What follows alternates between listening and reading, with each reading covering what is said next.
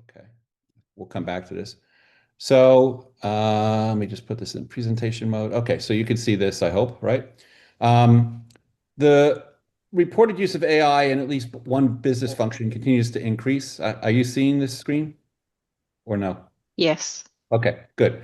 So, if you look back in, 2017, 9 years ago, okay, or 8 years ago, hardly any use of AI in anything other than large businesses. And hire McKinsey, and you get one partner and 300 associates, right? Now with AI, you're going to get one partner and maybe one or two associates, and that's it. And if you think about the impact of that on McKinsey as an organization, but also in how partners think, in how repetitive tasks can be accomplished.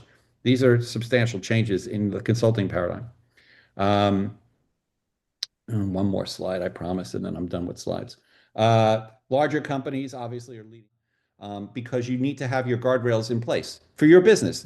It's not about do you need guardrails for AI in general? Because yes, we need that, and there's regulatory issues and a whole bunch of stuff on that. But in fact, there's an article today, I think in the Washington Post, that the regulations now, their politicians are arguing amongst themselves as usual to loosen or not regulate AI versus regulate AI. And there's a faction that believes that regulating touting for a while, and I haven't seen it in action yet, but it's becoming interesting to see it. The other thing that they're experimenting with right now is McKinsey built their own AI chatbot. So if you go to their site and you look at it, you can ask it some interesting questions and see what it does for you. It's it's it's definitely learning. I could say that. Um, Ken, okay. let me jump in on that real quick. Just, it was pointed out to me not too long ago that great data, great training on the neural nets, all of a sudden we're delivering huge value lifts, right? So, I'm 100% with Lee and, the rest of the guys here. I mean, when you use the right tool for the right job, you get really great So, results.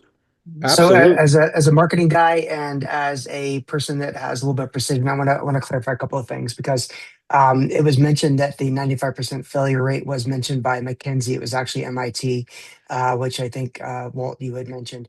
The second thing. Um, and I think you're right. I think that, pilots fail because, they're lacking the true objective. Someone says, "Hey, I want to try something." Okay, great. Let's experiment. Okay, that's a pilot. It's fine. When the pilot's over, oh, do we want to go to production? Well, what's the ROI, right? You should be asking those questions in a pilot. You shouldn't be asking those questions as you're deploying, right? And you're building. You should already know the answers. We are projecting, 20% ROI or 10% ROI. I have a nephew who's a radiologist, and when he graduated, the future looked really bright. And then AI came along, and everybody realized that AI did imaging analysis better than the radiologist.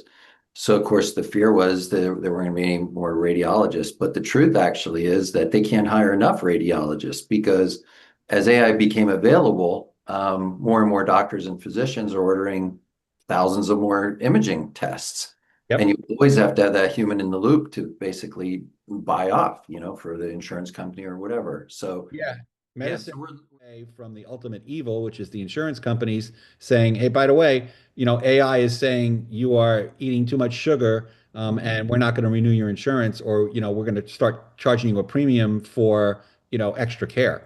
And that's how they're going to do it. I mean, it's just going to evolve into that, and Medicare may follow, and Medicaid may follow the same thing because public health is looking at herd management, right? So, you think about herd immunity, but also herd management is how do you control your population of health?